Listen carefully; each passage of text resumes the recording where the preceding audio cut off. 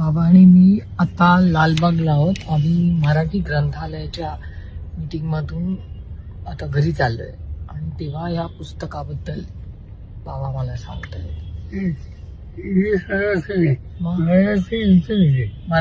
Marathi into English. Okay okay. Hindi पुस्तक आहे. आत्ता दिलं का तुम्हाला? सगळी प्रदीप कर्णिकांचीच पुस्तकं दिसते.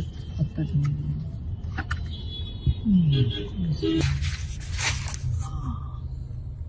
Okay okay.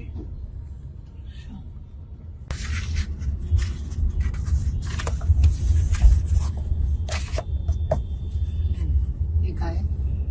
या व्यवस्थाने हा शब्दकोश लिहिलेला आहे. हा हा काहीतरी हा 1857 हा त्या काळात. हा पण तसा शब्दकोश मराठीमध्ये कुठेही नाही. त्याचे 2-3 खंडच हा आणि प्रत्येक खंडामध्ये 500 पेजेस असतात. हा. पण मध्ये कुठे मिळणार? हल्ली असा प्रिंट मध्ये आहे? माझ्याकडे कॉपी आहे. नाही प्रिंट मध्ये. आता उडत आहे. आता आहे का नाही माहिती नाही. हे कोणी केलं? हे आर्टिकल आहे डॉक्टर कर्णे हे ग्रंथ संग्रहाचे एक जुने सहभागी आहेत. हा त्यांनी मराठी article ग्रंथालयाचे. लिहिले.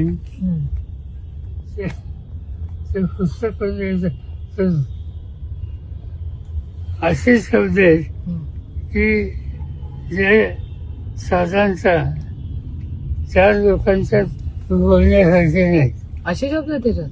सगळे अच्छा, म्हणजे मराठी जे शब्द आहेत ते सगळे सगळे. त्याच्यात आहेत. आता उदाहरणार्थ कोकण भागामध्ये सहज माणूस शिवी असतो. तर शिवाय त्याच्यात त्या पुस्तकात? त्याचा अर्थ काय? रिअली?